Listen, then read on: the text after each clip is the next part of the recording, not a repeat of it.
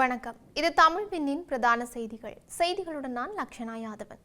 முதலில் தலைப்புச் செய்திகள். யோசிதவுக்கு எதிரான வழக்கை மீண்டும் அழைக்க திகதியிடப்பட்டுள்ளது. அரசு தனியார் பேருந்து சேவையின் எதிர்காலம் குறித்து யாழ் எம்பிக்கள் கூட்டாக ஆராய்வு. அஸ்வெஸ்ம 2ஆம் கட்டம் தகுதி பெற்றவர்களுக்கான அறிவிப்பு.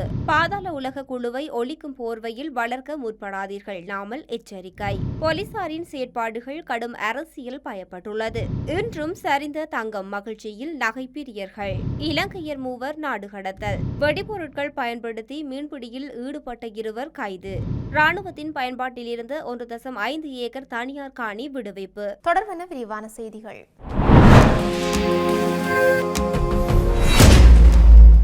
பணச்சலவை தடுப்புச் சட்டத்தின் கீழ் யோசித ராஜபக்ச மற்றும் அவரது பாட்டியான டெய்சி ஃபொரட்ஜ் ஆகியோருக்கு எதிராக சட்டமா அதிபரால் தாக்கல் செய்யப்பட்டுள்ள வழக்கை டிசம்பர் மாதம் 10ஆம் தேதி விசாரணைக்கு அளிக்குமாறு கொழும்பு மேல் நீதிமன்றம் இன்று உத்தரவிட்டுள்ளது. இந்த வழக்கு இன்று கொழும்பு மேல் நீதிமன்ற நீதிபதி ரஷ்மி சிங்கப்புலி முன்னிலையில் அழைக்கப்பட்ட போது பிணையில் விடுவிக்கப்பட்டுள்ள பிரதிவாதிகள் நீதிமன்றத்தில் ஆஜர்படுத்தப்பட்டிருந்தனர். இதன்போது முறைப்பாட்டாளர் தரப்பில் ஆஜரான பிரதி சொலிசிஸ்டர் ஜெனரல் ஜனக பண்டார இந்த வழக்கு தொடர்பான அனைத்து ஆவணங்களும் பிரதிவாதிகளுக்கு கையளிக்கப்பட்டுள்ளதாகவும் அதற்கமைய இந்த வழக்கை விசாரணைக்கு உட்படுத்துவதற்கு திகதியை நிர்ணயிக்க முடியும் எனவும் நீதிமன்றத்தில் தெரிவித்துள்ளார். அந்த சந்தர்ப்பத்தில் பிரதிவாதி தரப்பில் ஆஜரான ஜனாதிபதி சட்டத்தரணி சம்பத் மெண்டிஸ் பிரதிவாதிகளால் கோரப்பட்ட சில ஆவணங்கள் இன்னும் கிடைக்கப்பெற வேண்டியுள்ளதாகவும் அதன் பின்னர் இந்த வழக்கு தொடர்பான ஒப்புதல்களை சமர்ப்பிக்க நடவடிக்கை எடுப்பதாகவும் நீதிமன்றத்தில் குறிப்பிட்டுள்ளார்.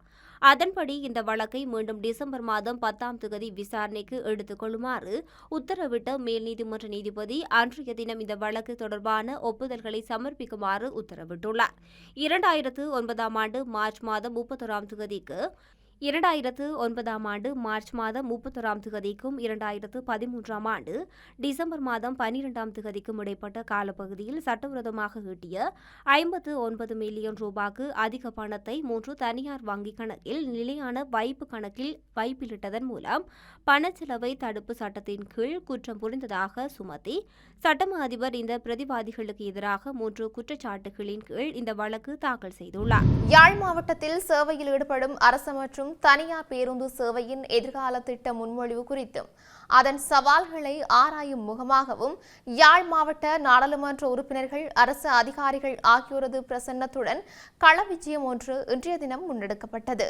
ஆளுங்கட்சியின் நாடாளுமன்ற உறுப்பினர்கள் இளங்குமரன், யாழ் மாவட்ட நாடாளுமன்ற உறுப்பினர்களான கஜேந்திரகுமார் பொன்னம்பலம், சிவஞானம் ஸ்ரீதரன் மற்றும் யாழ் மாவட்ட மேலதிக அரசு அதிபர், உள்ளூராட்சி ஆணையாளர், யாழ்ப்பாண பிரதேச செயலாளர், யாழ் மாநகர மற்றும் பிரதேச செயலக அதிகாரிகள், நகர அபிவிருத்தி அதிகார சபை பொறியியலாளர்கள், துறைசார் அதிகாரிகள், தனியார் போக்குவரத்து சேவையின் தலைவர், அரசு போக்குவரத்து சபையின் அதிகாரிகள் என பலரும் உயர் அதிகாரிகள் குழுவே குறித்த கள விஜயத்தை மேற்கொண்டனர்.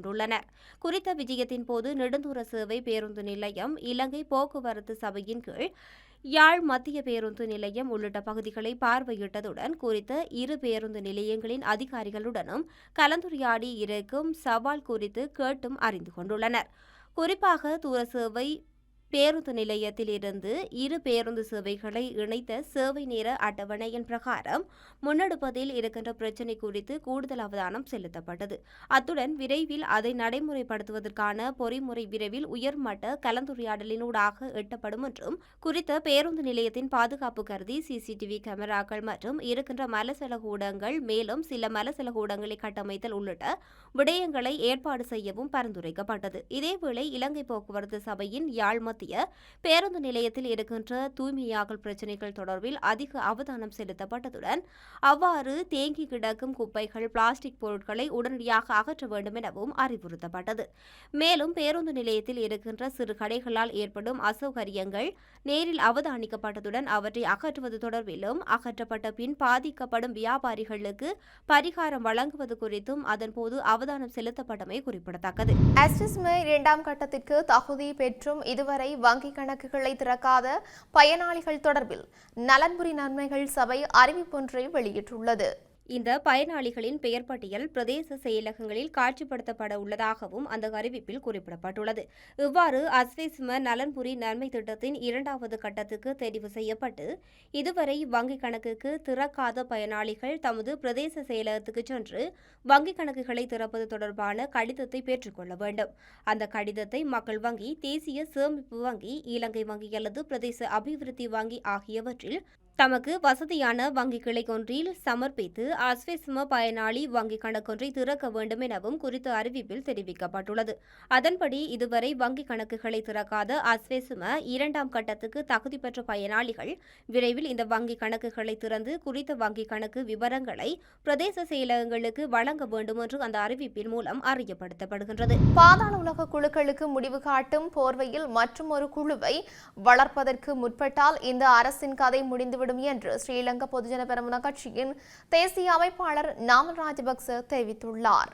இது தொடர்பில் ஊடகங்களிடம் அவர் மேலும் கூறுகையில், பாதாள உலக குழுக்கள் முற்றுப்புள்ளி வைப்பது நல்லது. எனினும் இதற்குரிய நடவடிக்கைகள் என்ற போர்வையில் மற்றொரு குழுவை கட்டியெழுப்ப முற்பட்டால் இந்த நடவடிக்கை வெற்றியளிக்காது.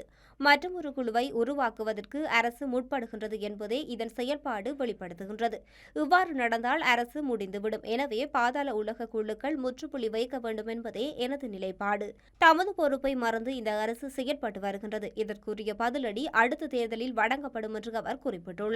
இலங்கையில் போலீசாரின் செயற்பாடுகள் கடும் அரசியல் மயப்படுத்தப்பட்டுள்ளதாக எதிர்க்கட்சித் தலைவர் சஜித் பிரேமதாச குற்றம் சுமத்தியுள்ளார். அண்மைய நாட்கள் போலீசாரின் நடவடிக்கைகள் தொடர்பாக அவர் அதிருப்தியை வெளிப்படுத்தியுள்ளார்.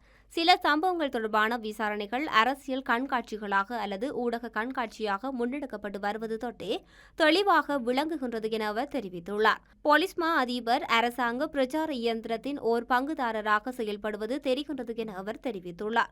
குறிப்பாக ஐக்கிய மக்கள் சக்தியின் நாடாளுமன்ற உறுப்பினர் ஜெகத் விதான தொடர்பில் வெளியிட்ட கருத்துக்கள் மூலம் இந்த விடயம் அம்பலமாகின்றது என அவர் தெரிவித்துள்ளார்.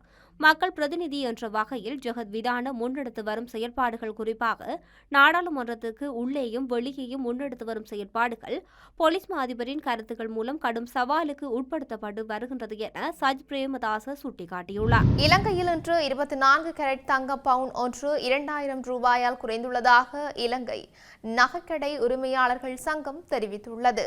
தற்போதைய தங்க விலை நிலவரப்படி 24 கேரட் தங்கம் பவுன் ஒன்று 3,18,000 ரூபாவாகவும் 22 கேரட் தங்கம் பவுன் ஒன்று 2,94,000 ரூபாவாகவும் விற்பனை செய்யப்படுகிறது. 24 கேரட் தங்கம் ஒரு கிராமின் விலை 39,750 ரூபாயாகவும் 22 கேரட் தங்கம் ஒரு கிராமின் விலை 36,750 ரூபாவாகவும் விற்பனை செய்யப்படுகின்றது. இலங்கையிலிருந்து சட்டவிரோதமாக தமிழ்நாடு சென்றிருந்த 3 பேர் நாடு கடத்தப்பட்டுள்ளதாக இந்திய செய்திகள் தெரிவிக்கின்றன. 15 நாட்களுக்கு முன்னர் சட்டவிரோதமாக படகில் குறித்த 3 பேரும் தமிழ்நாட்டுக்கு நுழைந்துள்ளதாக தெரிவிக்கப்படுகிறது. சென்னை மண்ணடியில் தங்கியிருந்த இசைவேந்தன், யோகராசா, சுஜீவனை நேற்று தனிப்படை போலீசார் கைது செய்துள்ளனர். அவர்கள் 3 பேரிடமும் இந்தியாவில் வந்து தங்குவதற்கான எந்த ஆவணமும் இல்லை என தெரிய வந்துள்ளது. அவர்கள் 3 பேர் மீதும் இலங்கையில் பல்வேறு வழக்குகள் நிலுவையில் இருப்பதாகவும் தெரிவிக்கப்படுகின்றது. இந்த நிலையில் இலங்கை செல்லும் விமானத்தில் 3 பேரும் நாடு கடத்தப்பட்டுள்ளதாக இந்திய செய்திகள் மேலும் தெரிவிக்கின்றன. திருகோணமலை ஈச்சலம்பற்று போலீஸ் பிரிவில் உள்ள இலங்கை துறை முகத்துவாரம் கடற்பரப்பில் சட்டவிரோத வெடிபொருட்கள் பயன்படுத்தி மீன்பிடியில் ஈடுபட்ட 2 மீனவர்கள் மாலை கைது செய்யப்பட்டுள்ளனர்.